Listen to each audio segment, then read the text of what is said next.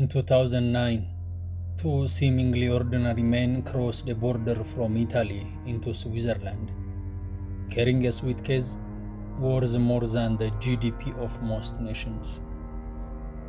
Inside, 134.5 billion US dollars in US treasury bonds. But these were not just any bonds, they were fake. Or were they? This is not a Netflix crime drama. This actually happened, and it nearly changed the world.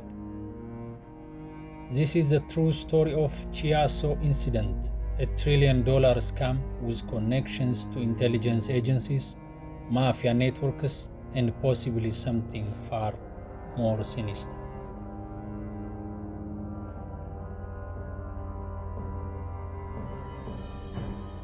On June 3, 2009, two Japanese nationals were stopped at the Chiasso border checkpoint in northern Italy. Border police, acting on routine inspection, found something strange.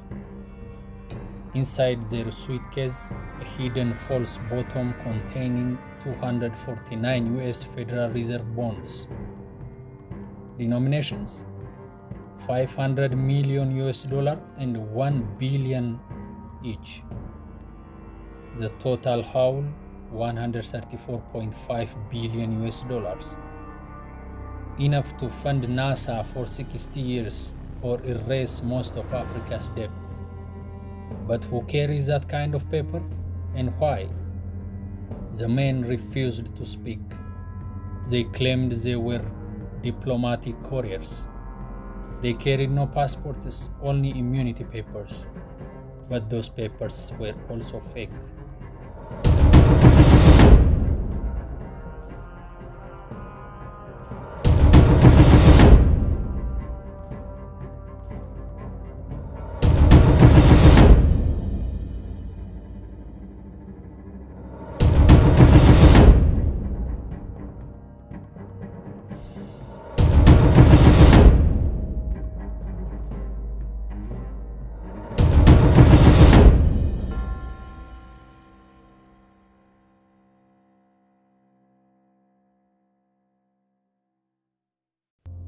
Experts were called in to examine the bonds.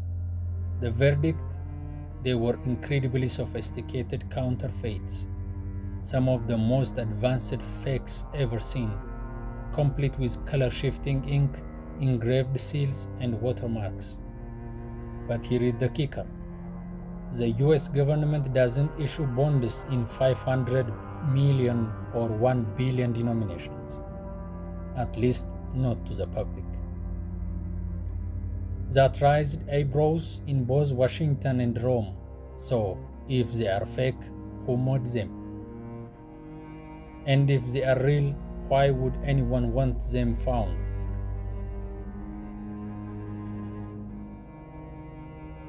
Criminal profilers say successful scams don't work by making you believe a lie. They work by making you doubt the truth. These bonds didn't need to be real. They just needed to be believable enough to fool a banker or a government, long enough to get real money in return. And that is exactly what was happening around the world. Turns out, this was not an isolated case.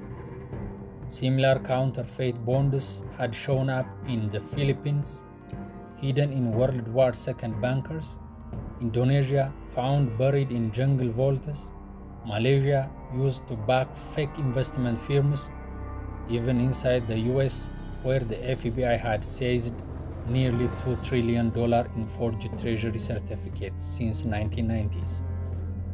It was a global operation, and according to Interpol, it was possibly being coordinated by Asian crime syndicates, the Italian mafia, and get this, former intelligence operatives turned rogue.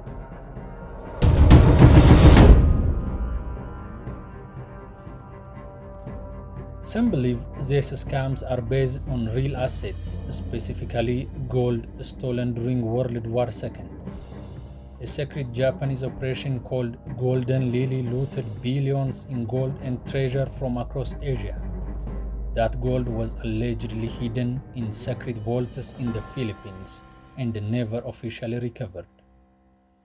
According to researchers, the CIA and the US government may have used that hidden gold as a secret collateral reserve, issuing off-book bonds to fund black ops during the Cold War. So now, ask yourself, what if these fake bonds found in Italy were just replicas of those secret instruments?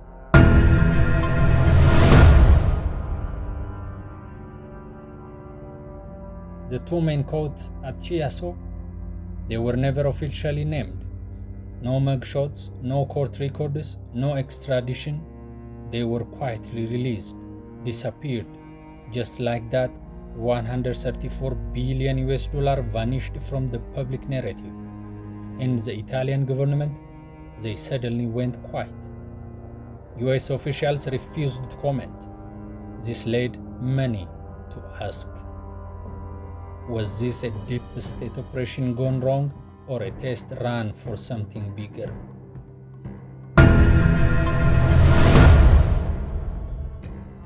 Here is where it gets darker. Banks don't need the bonds to be real. They just need plausible proof that someone else might believe they are. It's called hypothecation, where assets are used to secure loans without selling them. In shady finance circles, fake bonds are sometimes used to secure loans, open offshore accounts, or mask money laundering routes. Banks take a cut, lawyers look the other way, and governments play dumb because the rabbit hole is too deep to dig through.